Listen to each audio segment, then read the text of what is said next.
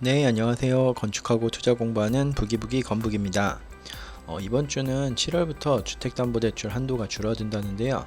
어떻게 줄어들고 앞으로 미칠 영향은 어떤 것이 있는지 한번 알아보겠습니다. 자, 오는 7월부터 수도권에서 3단계 스트레스 총부채 원리금 상환 비율이 적용이 되면서 주택담보대출 한도가 3에서 5% 정도 축소가 됩니다. 총 부채 원리금 상환 비율이 이제 DSR이라고 이렇게 약칭으로 부르고 있고요. 요거는 수도권에만 해당이 되고 지방 같은 경우는 어떻게 되냐면 지난해 적용된 여긴 2단계예요. 수도권 3단계고 여긴 2단계 스트레스 DSR이 연말까지 쭉 유지가 됩니다.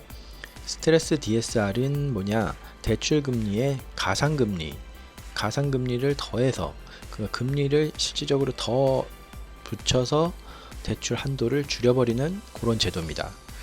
지난해 9월부터 수도권 주택담보대출에 요 가상금리를 1.2%를 적용했어요. 근데 요거 7월부터는 거기다가 또 플러스 1.5%를 인상하게 됩니다.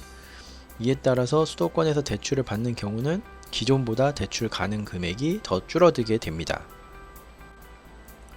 자, 그럼 이런 스트레스 DSR 정책을 하게 된 이유가 뭐냐 살펴보면요. 금리 변동에 대한 위험성을 관리한다 이렇게 돼 있고요. 변동금리 대출을 받은 차주가 금리가 상승했을 때 갑자기 급격하게 금리가 상승하면 갚기가 쉽지 않아지겠죠. 그러면은 상한의 부담을 느끼게 되는 거기 때문에 그 전에 미리 압박을 한 번 더 줘서 나중에 올라도 크게 부담을 느끼지 않게 하겠다는 건데 이게 해결책인지 잘 모르겠지만 어쨌든 이런 문제가 있기 때문에 이걸 해결하기 위해 도입됐다. 그리고 해외에서는 이미 금리 변동 위험을 반영한 DSR 제도를 운영하고 있대요. 이를 참고해서 국내에도 도입을 하게 되었습니다. 가계부채 증가 속도 조절을 하겠다. 요것도 하나의 이유가 됐고요. 또 하나의 이 가계부채 증가 속도는 한국이 가장 빠른 속도다 이렇게 얘기를 했고, 이를 완화하기 위해서는 대출 금리도 중요하지만 그것보다 아예 한도를 조정하는 방식으로 접근을 하자 이렇게 금융당국은 얘기했고요. 그리고 스트레스 DSR 도입으로 인해서 가계부채 증가 속도를 한 1에서 2%포인트 낮출 것이다 이렇게 예상을 하고 있다고 합니다. 또한 변동금리보다는 고정금리 대출 확대를 유도하려고 하고 있고, 그래서 고정금리 대출을 선호하도록 유도해서 가계부채의 질적 개선을 도모하는 목적도 있다.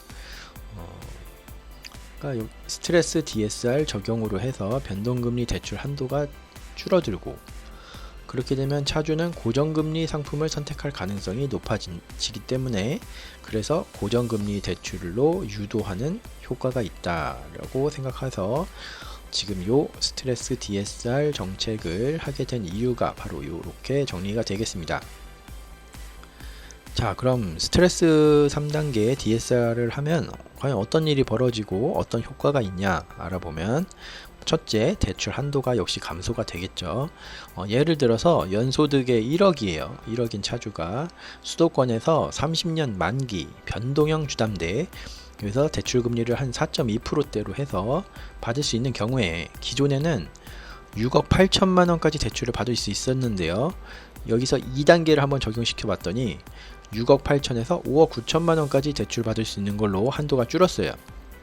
자, 그 다음 앞으로 7월에 시행되는 3단계를 시행하면 얼마를 받을 수 있냐? 5억 9천으로 줄었는데 거기서 5억 7천만 원으로 또 줄어듭니다.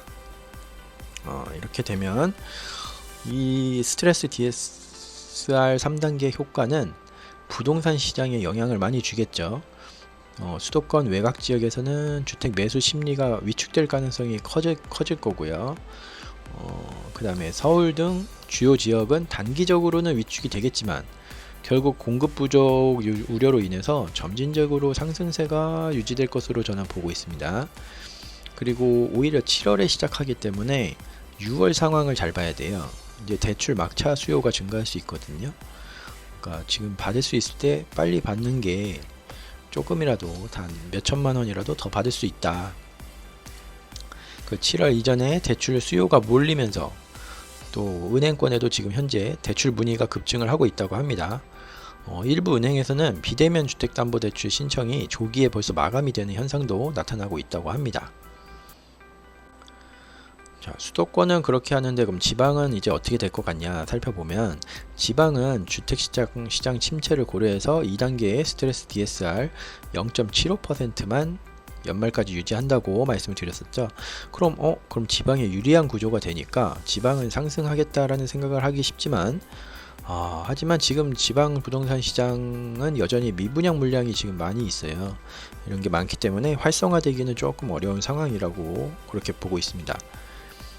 근데 만약에 지금 현재 대출 계획, 수도권에서 아파트 구입을 어쩔 수 없이 해야 된다, 그래서 대출 계획을 갖고 있다라고 하시면, 기왕이면 6월 30일까지 부동산 매매 계약을 체결하시고, 그렇게 하면은 기존 2단계 스트레스 DSR을 적용이 되기 때문에 요 6월 30일을 중요하게 한번 보시고, 그렇게 해야 한 1-2천만 원이라도 더 받을 수 있다, 이렇게 알고 계시면 되겠습니다. 그래서 대출 한도를 그렇게 유지시키시면 되겠습니다. 자, 이제 오늘은 이제 주택담보대출 한도가 축소되는 그 스트레스 DSR 3단계에 대해서 한번 자세히 알아봤어요. 한번 댓글로 여러분의 의견 남겨주시고요. 구독과 좋아요로 더 많은 이야기 함께 해보도록 하겠습니다. 네, 감사합니다.